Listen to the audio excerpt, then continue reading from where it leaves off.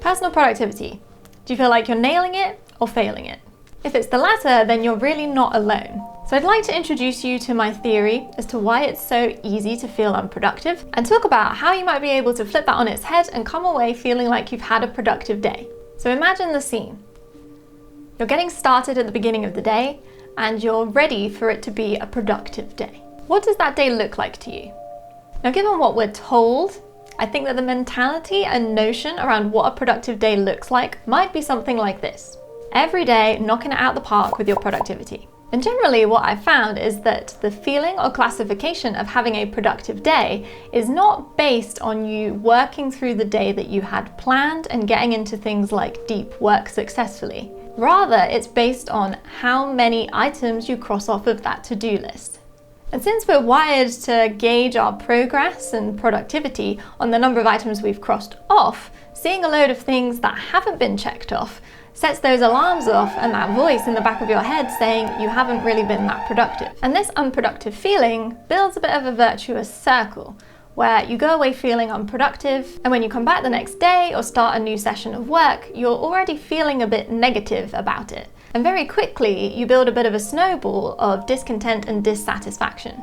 So to stop those negative feelings, we need to cut them off at the source. And in any given day, we only have a finite amount of energy to complete everything that we want to do in that day. The reason you come away feeling unproductive is because there's a difference between your actual capacity to deliver and your productivity expectation.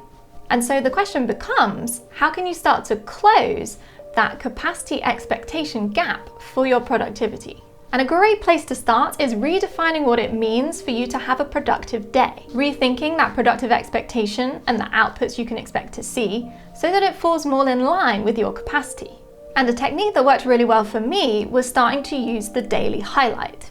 And the daily highlight is about identifying one task or activity each day that, once completed, will mean that you have had a productive day.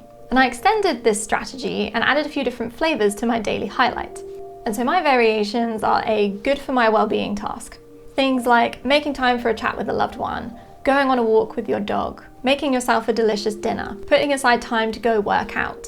Not traditional productive tasks, but they really do contribute to your overall productivity. And I have top priority tasks, and I usually identify these at the start of the day, but sometimes I will update them if someone comes to me and really needs me to finish something so that they can continue with their contribution.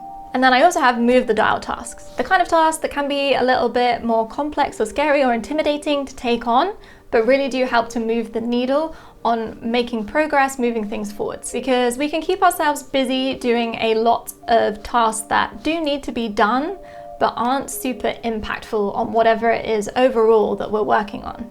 Now, there's countless other ways for you to determine and identify a daily highlight. But what's important here is that by using the daily highlight, you start to change how you perceive a productive day. In my experience, singling out one task or activity from all of the others that had to be completed for the day automatically meant that it would fall within my capacity. And so that gauge on whether my day has been productive or not, by completing the daily highlight, is now within my capacity. And so you aren't holding yourself to a level that isn't reliably attainable up here. So you aren't then coming away feeling like you're falling short on a regular basis. And so by focusing on achieving tasks that fall within your capacity, that expectation capacity gap has now been closed. And so you'll see that you can and are being productive. And so hopefully that gives you an idea as to how you could get started building that positive feedback loop and redefining what it means to have a productive day. Thanks very much for watching, and hope to see you again soon.